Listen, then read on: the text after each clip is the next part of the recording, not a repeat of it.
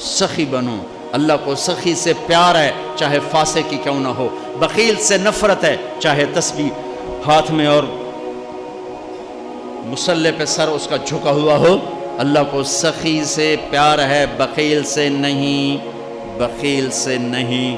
سخاوت کرنا سیکھو، سخی بننا سیکھو.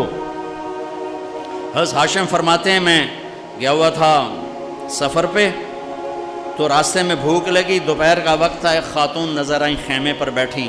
ان کا بہن پردیسی ہوں، کھانا مل جائے گا؟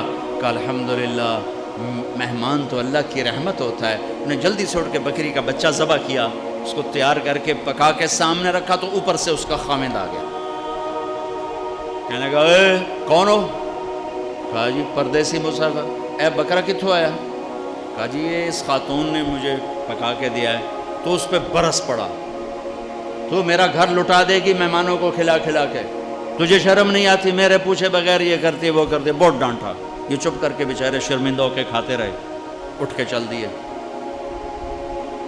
اگلی منزل پر پھر ایک خیمہ نظر پڑا، وہاں دیکھا تو ایک خاتون بیٹھی ہوئی.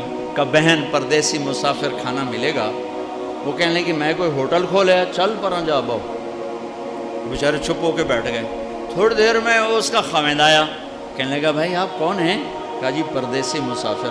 آپ نے کھانا کھایا ہے؟ کہا جی نہیں کھایا. اس سے مانگا تھا؟ کہا جی. اس نے کیا کہا؟ اس نے کہا جی ہوٹل کوئی نہیں. یہ تو میں ویسے اضافہ کر رہا ہوں. تو انہوں نے کہا تو بڑی ظالم ہے، ہمیشہ مجھے مہمانوں کے آگے ذلیل کرتی ہے، تو ہمیشہ ذلیل کرتی ہے. کہا آپ بیٹھو بھائی میں آپ کا انتظام کرتا ہوں. اس نے جلدی سے بکرا کاٹا اور تیار کر کے سامنے رکھا، تو یہ زور سے ہنسا. یہ حاسم رحمۃ اللہ زور سے ہنس پڑے.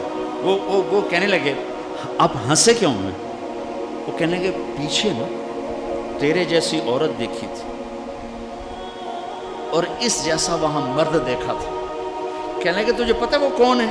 کہا جی نہیں. کہا یہ اس کی بہن ہے اور وہ میری بہن ہے. وہ جو سخی عورت تھی وہ میری بہن ہے. یہ بخیل نامراد اس بخیل کی بہن ہے.